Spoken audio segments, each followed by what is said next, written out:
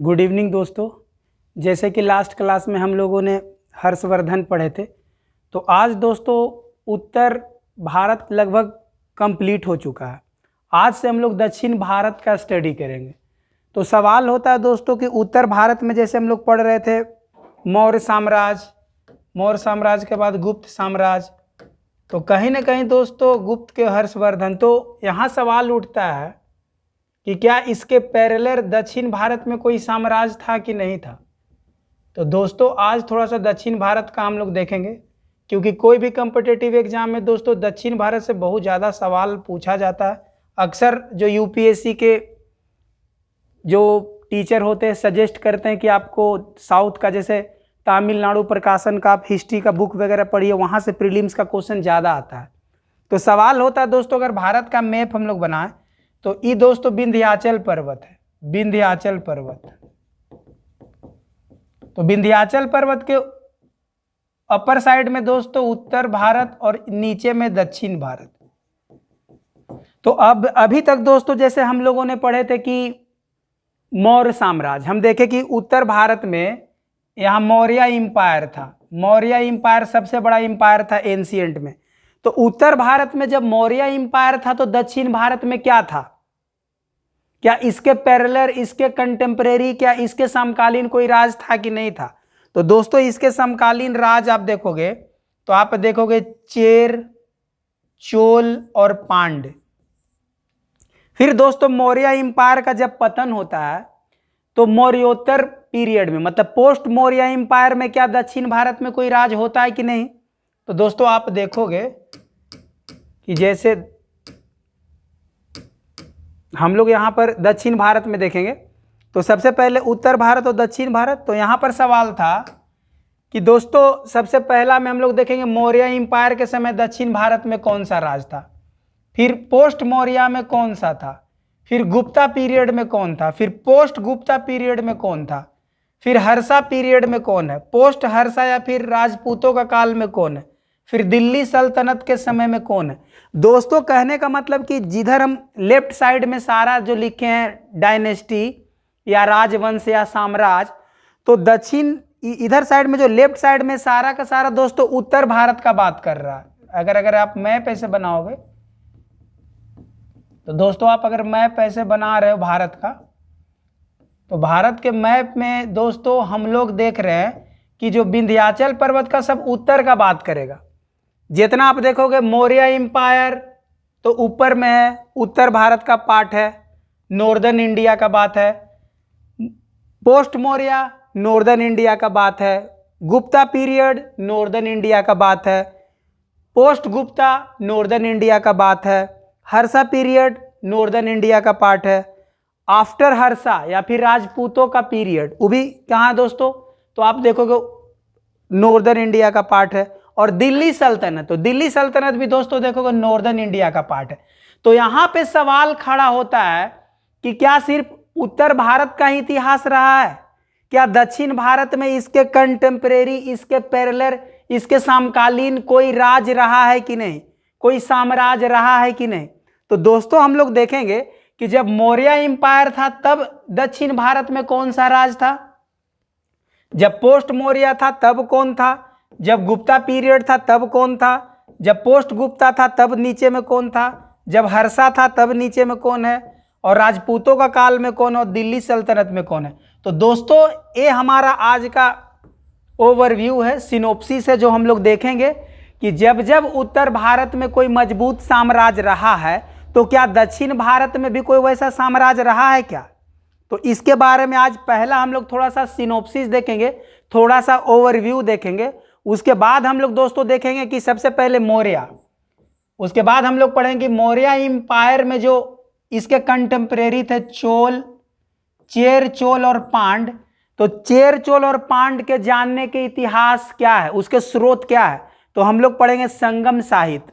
तो संगम साहित्य से हमें पता चलता है कि जिस समय उत्तर भारत में मौर्य इंपायर था उसी समय सेम टाइम में दक्षिण भारत में चेर राजवंश, चोल राजवंश और पांड्य राजवंश थे। और इसका जानकारी मैक्सिमम हमें दोस्तों संगम साहित्य से मिलता है। इसके अलावा आप देखो कि यूनानी लेखक के माध्यम से भी मिलता है, जैसे आप पढ़ोगे प्लिनी का इतिहास, स्ट्रेबो का, मेगास्थनीज का, और साथ ही साथ अशोक के स्तंभ लेख में भी इनका जिक्र है, चोल चेरपांड का, साथ ही साथ खारवेल के हाथी गुफा अभिलेख में भी इनका जिक्र है। तो कहीं ना कहीं चोर चेल पांड जो है, इनका जो सोर्स क्या है, तो मेन टारगेट आज हम लोग इसका सोर्स पढ़ेंगे। तो आज हमारा दोस्तों मेन फोकस होगा कि जब जब उत्तर भारत में कोई मजबूत साम्राज्य रहा है तो उसी के समकालीन, उसी के कंटेम्परेरी, उसी के पैरेलल दक्षिण भारत में कौन रहा है। और फिर दूसरा सवाल होगा कि मौर्य इंपायर में सबसे पहला पॉइंट में देखें कि मौर्य इंपायर का कंटेम्परेरी में चोल चेर जो पांड था, तो चोर चेल और पांड के जानने के स्रोत क्या है, इतिहास क्या है, तो उसके बारे में आज मेन फोकस होगा दोस्तों। तो सबसे पहले हम लोग चार्ट देखते हैं दोस्तों। आप देखो कि मौर्य इंपायर, तो कहने का मतलब यहां पर जब मौर्य इंपायर है, चंद्रगुप्त का बात कर लो या फिर बिंदुसार का बात कर लो या अशोक का बात कर लो, तो आप दोस्तों देखोगे लास्ट क्लास में आपको याद होगा कि कर्नाटक के इलाके से लेके अफगानिस्तान तक के इलाके में फैला हुआ था मौर्य इंपायर। तो दोस्तों यहां तक मौर्य इंपायर फैला हुआ था, तो कर्नाटक के नीचे में कौन था, तो कर्नाटक के नीचे में दोस्तों यहां पर चेर है, यहां पे चोल है और यहां पे पांड्य है। तो पहला ओवरव्यू यही होता है दोस्तों कि जब एंशिएंट इंडिया में मौर्य इंपायर का कंटेम्परेरी कौन है, तो चेर चोल पांड। अब सवाल है कि इनके बारे में जानने का सोर्स क्या है, स्रोत क्या है। तो स्रोत में सबसे इंपॉर्टेंट होता है दोस्तों संगम साहित्य। संगम साहित्य में इनका जिक्र है। इसके अलावा आप यूनानी लेखक में जैसे प्लिनी, स्ट्रेबो, एरियन, उसके बाद मेगास्थनीज, उसके बाद अशोक के शिलालेख 2 और 13, फिर हाथी गुफा अभिलेख में भी इसका जिक्र है। इसके बाद क्या, मौर्य के बाद दोस्तों देखोगे कि पोस्ट मौर्य, मतलब जब यहां पर आप दोस्तों देखो कि मौर्य इंपायर के बाद शुंग वंश जब आता है, मतलब मौर्य इंपायर बहुत ही सेंट्रल पावर था, कर्नाटक से लेकर अफगानिस्तान तक के इलाके में फैला हुआ था। लेकिन मौर्य इंपायर का जब डिक्लाइन करता है, जब पतन होता है, तो आप देखोगे छोटे छोटे राजवंश का उदय होता है। तो मगध वाले इलाके में दोस्तों शुंग वंश आ जाता है, जो पुष्यमित्र शुंग पड़े थे। फिर इधर में आप देखोगे दोस्तों सातवाहन, इधर वाले इलाके में सातवाहन आ जाता है। साथ ही साथ सातवाहन के अलावा देखोगे दोस्तों इंडो ग्रीक का आक्रमण होगा, शक का आक्रमण होगा, पहलव का आक्रमण होगा, कुषाण का आक्रमण होगा। तो दोस्तों यहां पर सातवाहन हम लोग को पढ़ना है। और सातवाहन का पैरेलल यहां पर दोस्तों चेर, चोल और पांड। तो दोस्तों दक्षिण भारत में हमें सातवाहन के साथ साथ चोर चेल पांड देखना होगा। तो हम लोग देखें दोस्तों कि मौर्य के बाद पोस्ट मौर्य में दक्षिण भारत के इलाके में आप देखोगे कि सातवाहनों का रोल थोड़ा सा रहा है। फिर पोस्ट मौर्य के बाद सबसे ताकतवर साम्राज्य गुप्ता पीरियड आता है दोस्तों, जो हम लोग देखे थे गुप्ता पीरियड। तो सवाल है कि जब उत्तर भारत में गुप्ता पीरियड था, तो दोस्तों याद होगा कि जब उत्तर भारत में गुप्ता पीरियड था, तो गुप्ता पीरियड का भी विकास आप देखो तो कि समुद्रगुप्त, जिसको भारत का नेपोलियन बोला गया था, उत्तर भारत का विकास करता, दक्षिण में भी लगभग 12 राज्यों को जीतता है। लेकिन उसी समय दोस्तों देखोगे कि गुप्ता के समकालीन दोस्तों वकाटक दिखेगा आपको, वकाटक का इलाका दोस्तों कुछ मध्य प्रदेश का भी इलाका, विंध्य शक्ति, और कुछ इलाका आंध्र प्रदेश का भी इलाका को टच करता था। तो इसको कहीं ना कहीं आप दक्षिण भारत के राज्य में शामिल करेंगे। फिर कदम्ब दोस्तों आप देखोगे, फिर देखोगे पश्चिमी चालुक्य, वेस्टर्न गंग, पश्चिमी गंग दोस्तों देखोगे। तो कहीं ना कहीं जिस समय गुप्ता पीरियड है उस समय वकाटक और कदम्ब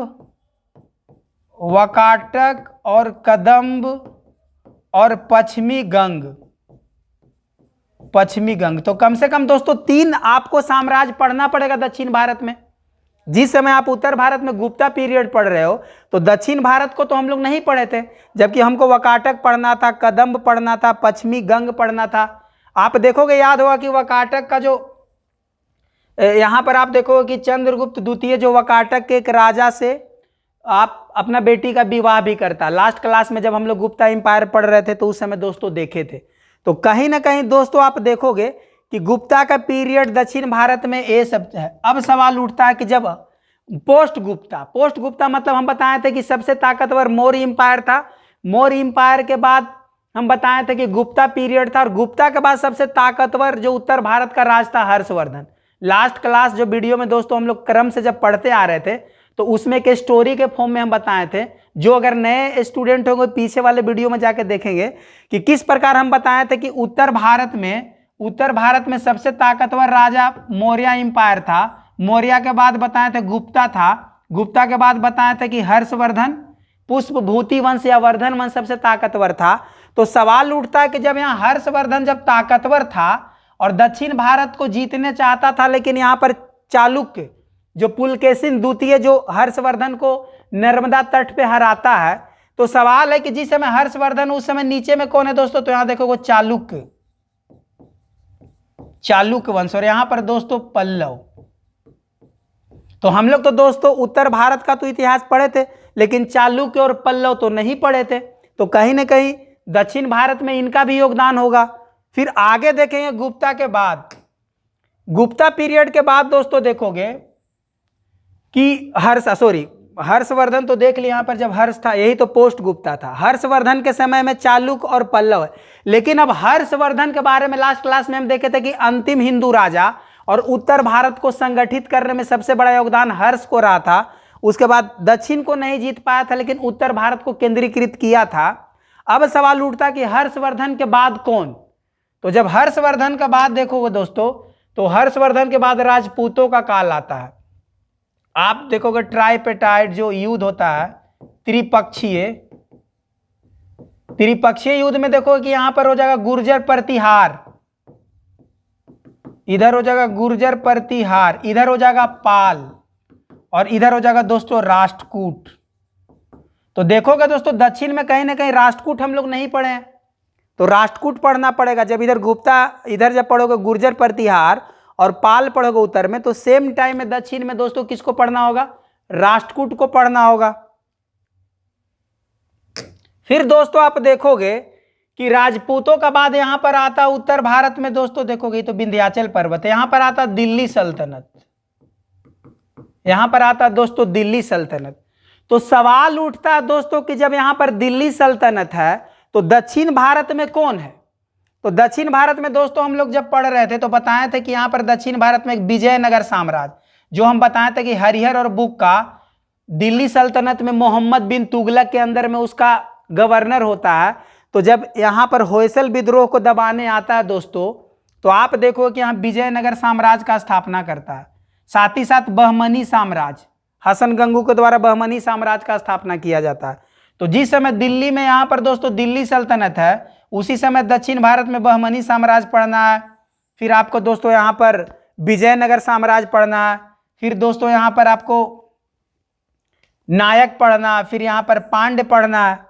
इसके पहले में थोड़ा सा आप दोस्तों देखोगे कि जब चालुक्य वंश का पतन होता है, जब कल्याणी का जो चालुक्य होता है, तो चालुक्य का जब पतन होता है इस क्षेत्र में, तो इस क्षेत्र में 3 नए राजवंश उभर के आते हैं।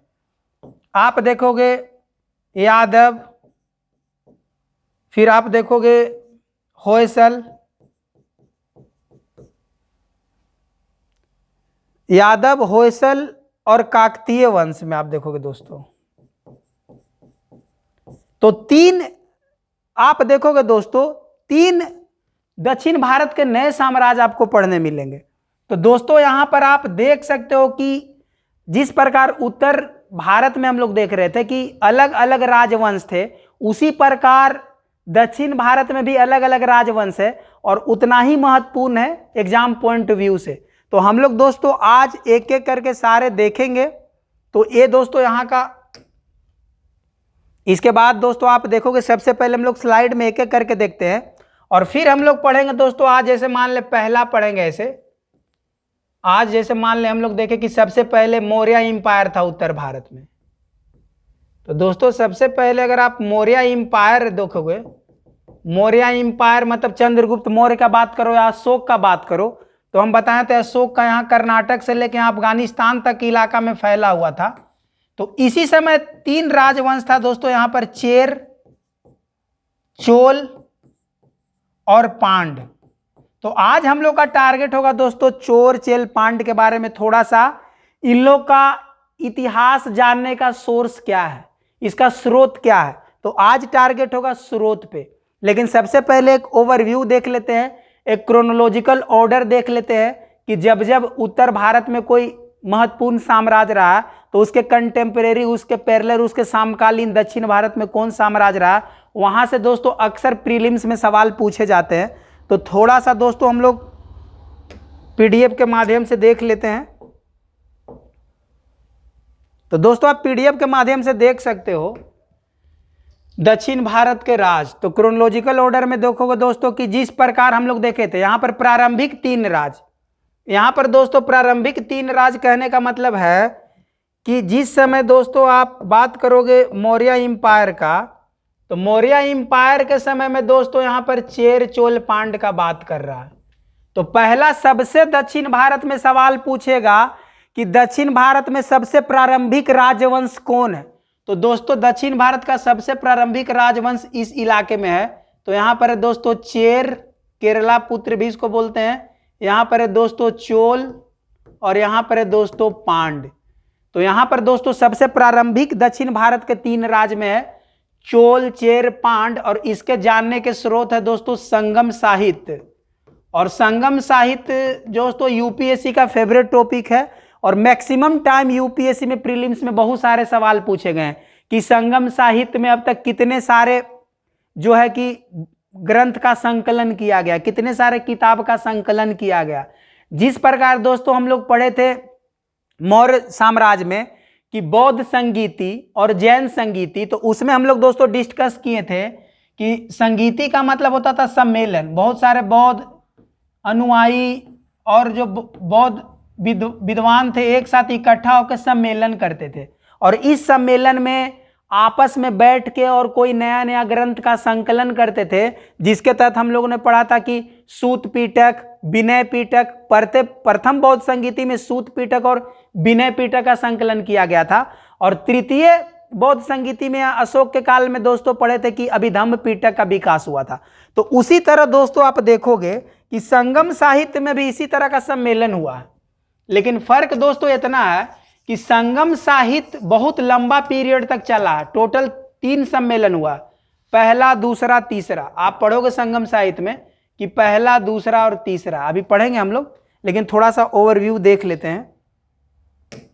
अब सवाल है दोस्तों कि जब मौर्य साम्राज्य का पतन हो जाएगा, तो मौर्य साम्राज्य के पतन के बाद सातवाहन हम लोग पढ़े थे, याद है दोस्तों, हसीन मासुका सा में सातवाहन हम लोग पढ़े थे और सूंग पढ़े थे। तो दोस्तों जिस समय सूंग और सातवाहन होगा तो सातवाहन का ही दोस्तों सामंत होता है वकाटक। सातवाहन के सामंत होते जो मालवा गुजरात के क्षेत्र में जो बिंद शक्ति राजा है दोस्तों, जो लगभग 250 से 510 एडी तक शासन किया, इसका राजधानी है दोस्तों वसीम। जो हम लोग दोस्तों देखे थे वकाटक में कैसे रुद्रसेन द्वितीय का जो प्रभावती गुप्त का शादी होता है दोस्तों, चंद्रगुप्त द्वितीय जो अपना बेटी का शादी करता है। तो दोस्तों ये हम लोग पढ़े थे लास्ट क्लास में। तो दोस्तों दूसरा सबसे इंपॉर्टेंट पहला हो गया चोल चेर पांड जो कि दक्षिण भारत के राज्य में है। फिर थोड़ा सा सातवाहन भी हम लोग पढ़े थे और सातवाहन के बाद सबसे इंपॉर्टेंट हो जाएगा दोस्तों वकाटक। तो वकाटक भी हम लोग को पढ़ना पड़ेगा दोस्तों। फिर दोस्तों हम लोग देखेंगे यहां पर जितना फैक्ट इंपॉर्टेंट है दोस्तों, पहला है कि यहां पर जो पहला फैक्ट है दोस्तों कि इसका संस्थापक कौन है। तो संस्थापक है बिंद शक्ति। इसका पीरियड कब से कब है, तो 250 से 510। और कौन सा क्षेत्र है, तो मालवा गुजरात का इलाका का क्षेत्र है, थोड़ा आंध्र प्रदेश को टच कर रहा। और इसका राजधानी दोस्तों क्या है, तो वसीम। तो यहां से 3 सवाल पूछ सकता है दोस्तों प्रीलिम्स में कि वकाटक वंश का संस्थापक कौन है, तो बिंद शक्ति बोल सकते हो। फिर कौन से क्षेत्र में वकाटक था, तो मालवा गुजरात आंध्र प्रदेश को टच करता है, इसीलिए दक्षिण भारत का भी क्षेत्र थोड़ा सा आएगा। फिर सवाल है किसका राजधानी कहाँ था, तो वसीम। तो दोस्तों यहां से 3 फैक्ट इंपॉर्टेंट है प्रीलिम्स के लिए, कोई भी या वनडे एग्जाम का जो तैयारी कर रहे हैं उनके लिए भी फैक्ट बहुत ही महत्वपूर्ण है। तो इसको आप इग्नोर नहीं कर सकते हो दोस्तों। दूसरा इंपॉर्टेंट इधर हम लोग आएंगे, सातवाहन के बाद आप देखते हो तो पल्लव।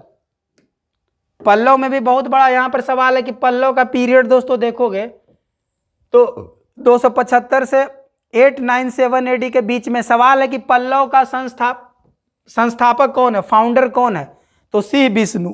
इसका राजधानी कहाँ है, तो कांचीपुरम। इसका पीरियड देख लिए, इसका संस्थापक देख लिए, इसका राजधानी देख लिए, और दोस्तों ये कौन क्षेत्र में फैला हुआ था, तो तमिल और आंध्र के क्षेत्र में फैला हुआ था। तो पल्लव से दोस्तों प्रीलिम्स में या फिर यूपीएससी या स्टेट पीएससी में मैच द फॉलोइंग करके भी बहुत सारे सवाल पूछे जाते हैं कि पल्लव का संस्थापक कौन था, वाकाटक का संस्थापक कौन था, राष्ट्रकूट का संस्थापक कौन था। मैच द फॉलोइंग, तो मैच द फॉलोइंग में दोस्तों आपको पता होना चाहिए, यूपीएससी का फेवरेट टॉपिक है, तो आपको पता होना चाहिए दोस्तों कि पल्लव वंश का संस्थापक कौन है, सी विष्णु, जिसका राजधानी कांचीपुरम है, और तमिल और आंध्र का इलाका। हालांकि इसको हम लोग बाद में अलग अलग सेपरेट वीडियो बनाएंगे, पल्लव पर, सातवाहन पर, वाकाटक पर, कदम पे, चालुक्य पे, राष्ट्रकूट पे।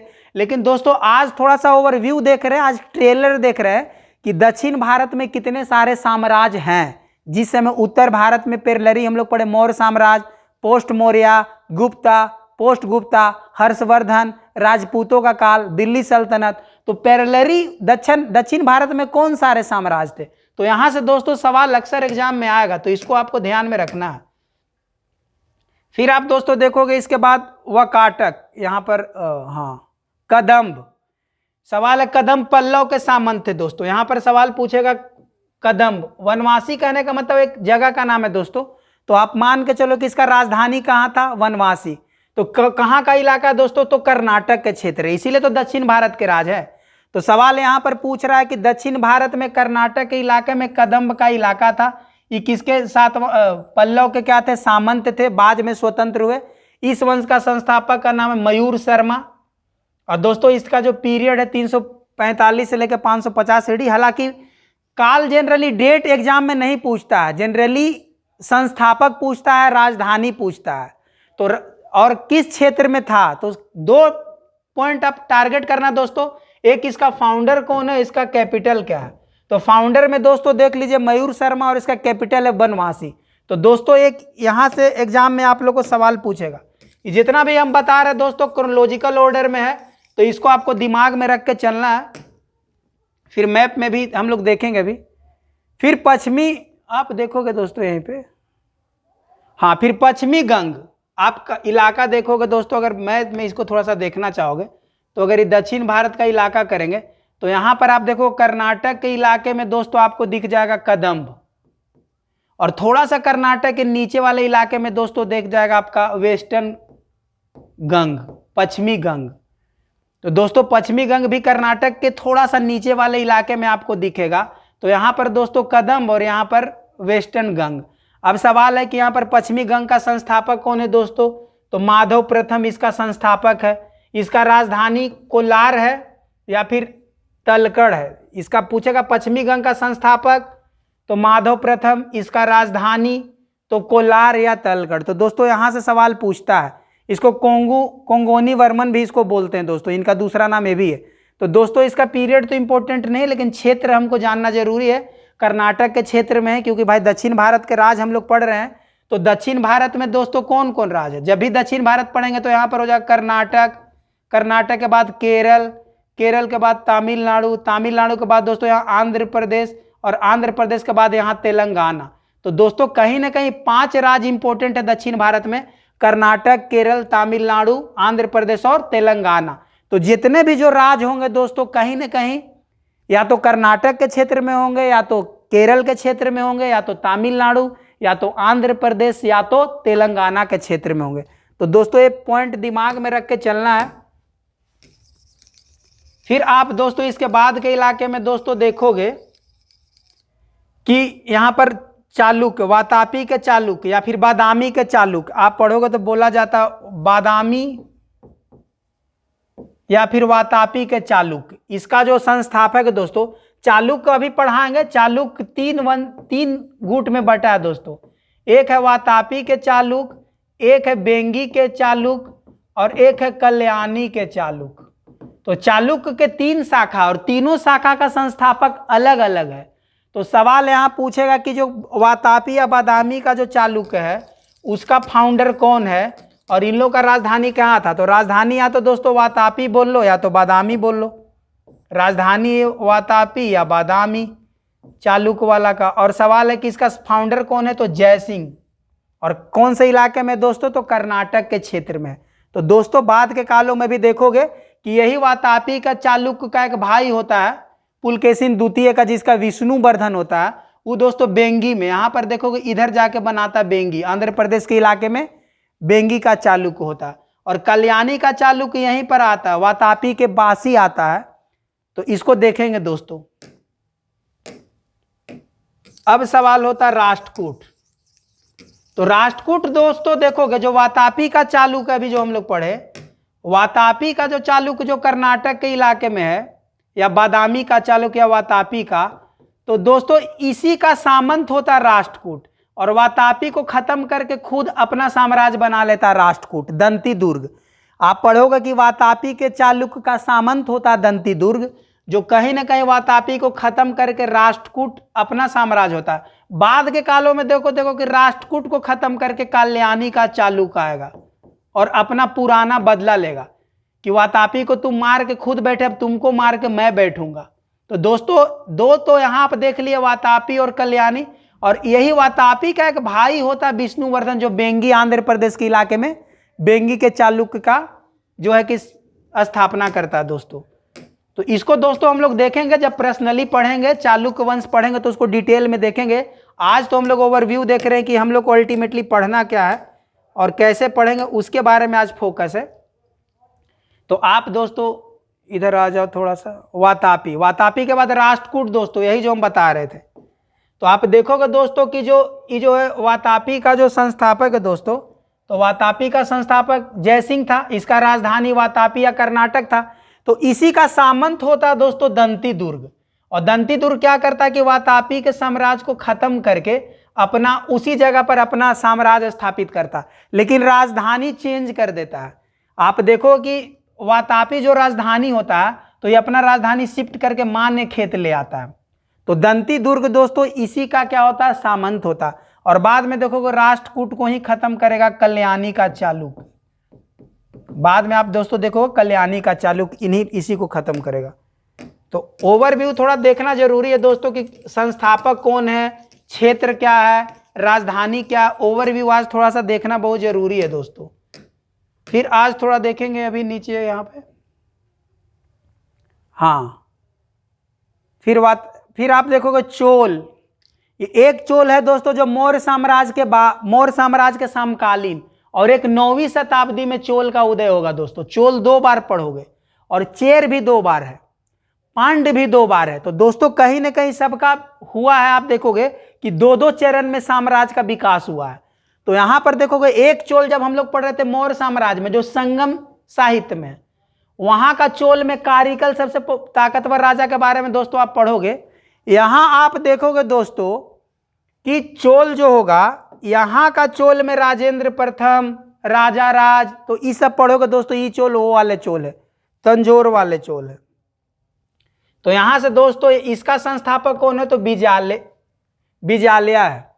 और सवाल है कि इसका राजधानी कहाँ है, तो तंजावुर या फिर तंजौर, जो तमिल और आंध्र प्रदेश के क्षेत्र में है।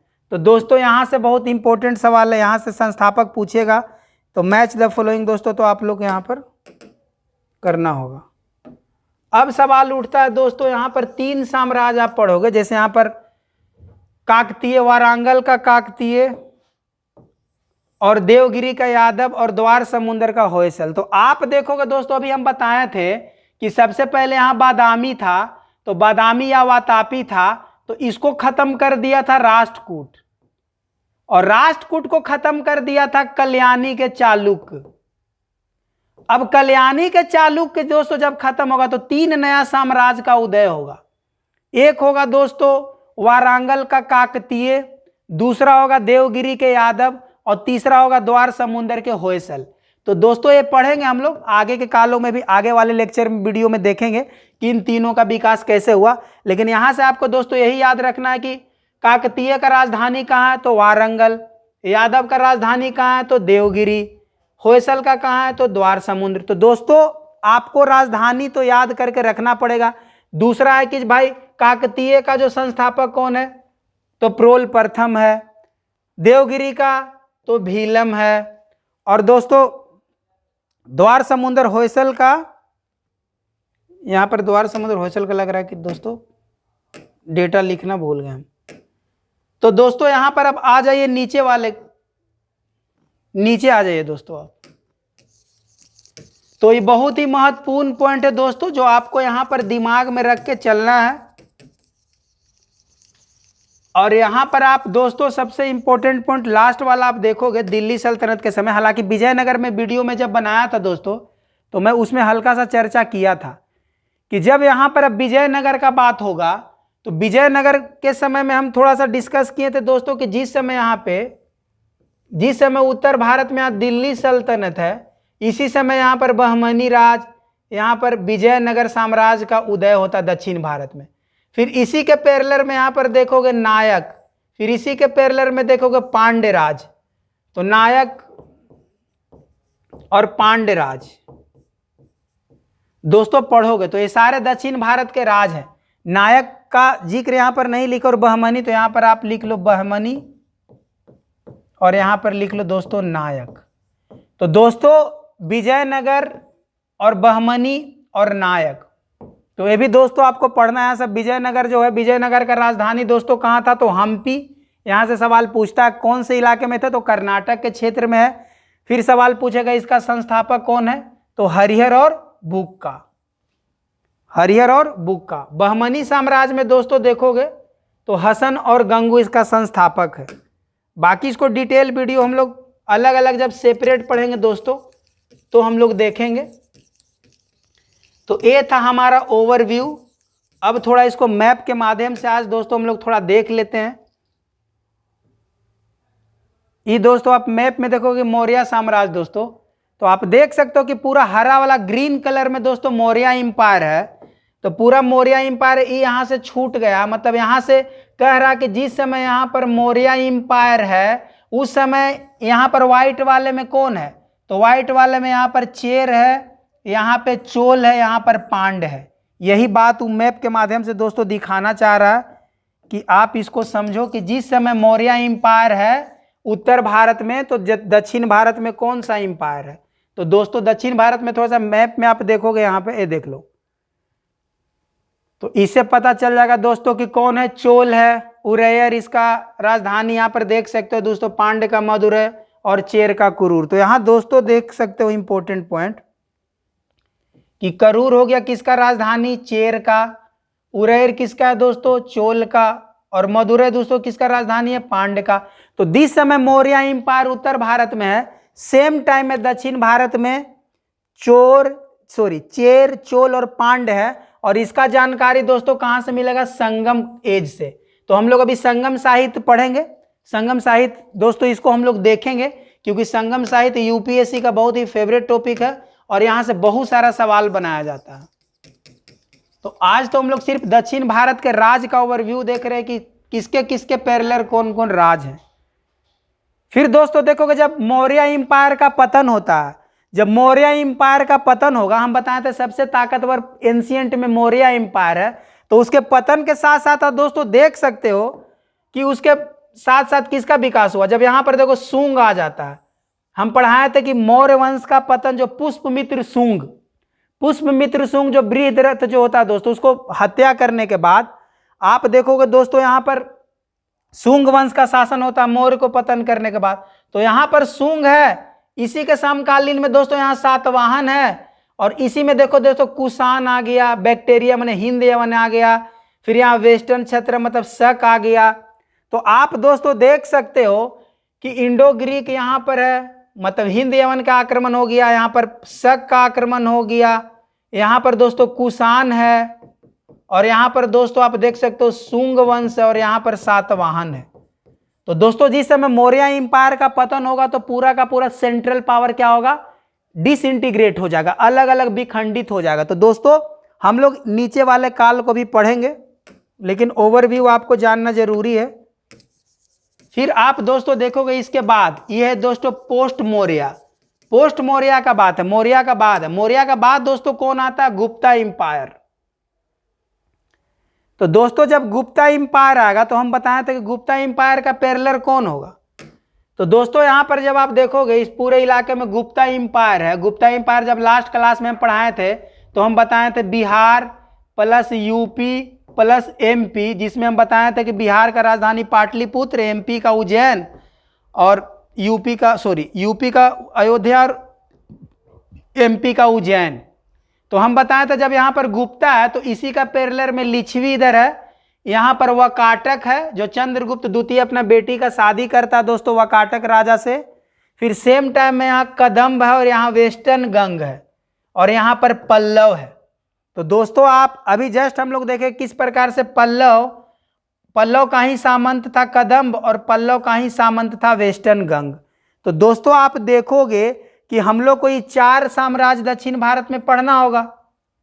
एक पढ़ना होगा वकाटक, एक पढ़ना होगा कदम्ब, एक पढ़ना होगा वेस्टर्न गंग और पल्लव। तो कहीं ना कहीं दोस्तों जब जिस समय गुप्ता इंपायर है उसी के पैरेलल कौन है? वकाटक है, कदम्ब है, वेस्टर्न है, पल्लव है, जिसको हम लोग नहीं पढ़े न। कहीं ना कहीं दक्षिण भारत में तो इनका योगदान है। तो दक्षिण भारत के राज में आप दक्षिण भारत का इतिहास तो हम लोग को पढ़ना होगा दोस्तों, और यहाँ से बहुत सारे सवाल बनाए जाएंगे।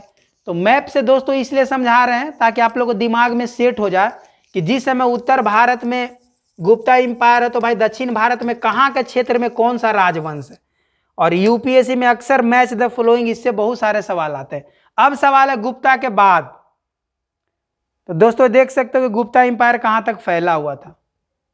और गुप्ता इंपायर जो अगर ई वाला जो ब्राउन कलर में दोस्तों दिख रहा हो गुप्ता इंपायर है, तो बाकी कौन बच गया? जो बच गया दोस्तों क्या है? यहाँ पर वकाटक है, यहाँ पर दोस्तों क्या है? कदम्ब है, यहाँ पर क्या है? पश्चिमी गंग है, यहाँ पर कौन है? पल्लव है। तो जो बच गया दोस्तों दक्षिण भारत के राज है। तो दक्षिण भारत के राज तो हमें पढ़ना है। तो दोस्तों यहाँ देख सकते हो कि दक्षिण भारत का राज तो हमें पढ़ना है। फिर सवाल है कि गुप्ता इंपायर के बाद कौन? गुप्ता इंपायर के बाद हर्ष जब आएगा तो हर्ष के समकालीन कौन होगा? तो आप दोस्तों देखोगे दोस्तों यहाँ पर ये लेट गुप्ता के बाद। तो आप दोस्तों याद होगा जब हम लोग पढ़े थे कि गुप्ता इंपायर का पतन होता तो यहाँ पर दोस्तों याद है पुष्पभूति वंश या फिर हर्षवर्धन वंश जो थानेश्वर राजधानी था। लास्ट वीडियो में हम बताए थे कि अंतिम हिंदू राजा में आप पुष्पभूति वंश या फिर वर्धन वंश, पुष्पभूति या फिर वर्धन वंश, और इसका राजधानी थानेश्वर था। और हम बताए थे कि जो मौखरी का राजा जो है, मौखरी का कन्नौज का जो राजा था गृहवर्मा से अपना बहन का शादी किया था। तो दोस्तों याद होगा। फिर यहाँ पर हम बताए थे कि आप नीचे में आओगे मैत्रक और बल्लभी, इससे भी अपना बेटी का शादी करता दोस्तों हम लोग देखे थे। तो कहीं ना कहीं इसी के पैरेलल जब यहाँ पर हर्षवर्धन है तो हर्षवर्धन के समय दोस्तों याद है चालुक्य और पल्लव। तो आप दोस्तों देखोगे याद होगा जब लास्ट क्लास में बताए थे कि हर्षवर्धन जब उत्तर भारत को जीत लेता है और दक्षिण भारत को जीतने जाता है तो नर्मदा नदी के तट पे दोस्तों पुलकेशिन द्वितीय के साथ युद्ध होता है जहां पर हर्ष हार जाता है। तो सवाल था कि उत्तर में जब हर्षवर्धन था तो उसी समय दक्षिण में कौन था? तो उसी समय दक्षिण में दोस्तों कौन था? तो यहाँ चालुक्य था और यहाँ पल्लव था। तो कौन सा चालुक्य था? तो बादामी का चालुक्य था, वातापी का चालुक्य था। तो इसको दोस्तों हम लोग देखेंगे, पढ़ेंगे इसको आगे के कालों में। फिर सवाल है कि दोस्तों जब हर्षवर्धन का पतन होगा तो हर्षवर्धन के पतन के बाद क्या कोई दक्षिण भारत में राज आएगा क्या? तो दोस्तों देख लेते हैं थोड़ा सा क्या कौन आने वाला है। तो दोस्तों देखोगे ट्राइपटाइट स्ट्रगल, त्रिपक्षीय या फिर त्रिगुट। तो आप देखोगे दोस्तों कि उत्तर भारत में इस समय गुर्जर प्रतिहार और यहां पर देखोगे पाल जो कनौज के लिए लड़ेगा, और उसी समय सेम समय में दक्षिण भारत में राष्ट्रकूट है दोस्तों जिसका संस्थापक दंती दुर्ग है। तो दोस्तों कहीं ना कहीं जब आप पढ़ोगे राजपूतों का काल तो जिस समय आप पढ़ोगे त्रिपक्षीय संघर्ष, उसी समय जब पढ़ोगे आप गुर्जर प्रतिहार और पाल वंश तो आपको राष्ट्रकूट भी दोस्तों दक्षिण भारत में पढ़ना ही पड़ेगा। तो कहीं ना कहीं दोस्तों आप देख रहे हो कि जब जब उत्तर भारत में कोई साम्राज्य रहा है तो उसी के पैरेलल दोस्तों दक्षिण भारत में भी साम्राज्य रहा है। तो कहीं ना कहीं दोस्तों इसको कवर करके चलना पड़ेगा, क्योंकि बेसिक कॉन्सेप्ट जब तक सही नहीं होगा दोस्तों तो हम लोग क्वेश्चन हल नहीं कर पाएंगे प्रीलिम्स का।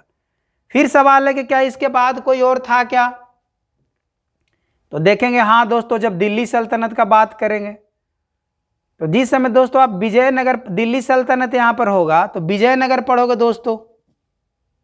जिस समय यहां पर दिल्ली सल्तनत का काल होगा तो यहां पर विजयनगर और बहमनी साम्राज्य, और साथ ही साथ फिर दोस्तों नायक, और साथ ही साथ पांड्य। तो दोस्तों आपको ये पढ़ना ही पड़ेगा। तो ये बहुत सारे दोस्तों दक्षिण भारत के राज थे। थोड़ा सा और देख लेते हैं लास्ट में एक। तो दोस्तों आज इतना ही था, और कल हम लोग दोस्तों देखेंगे कि जब यहां पर दक्षिण भारत में, तो दक्षिण भारत का पहला साम्राज्य दोस्तों हम लोग पढ़ेंगे। दक्षिण भारत का पहला साम्राज्य पढ़ेंगे दोस्तों चोल चेर पांड। कल के वीडियो में दोस्तों इसको डिस्कस करेंगे, इसको अच्छे से करेंगे। सबसे पहले जानेंगे कि संगम काल क्या है। संगम काल में 3 तरह का काल, प्रथम सम्मेलन, द्वितीय सम्मेलन, तृतीय सम्मेलन। हर सम्मेलन में कोई ना कोई बुक का रचना किया गया है। तो 3 काल था संगम में, और यही दोस्तों चोर चेल और पांड। जिस समय यहाँ पर मौर्य एम्पायर है, जिस समय पर दोस्तों यहाँ पर मौर्य एम्पायर है, उसी समय में दोस्तों में यहाँ पर चेर है, चोल है और पांड है।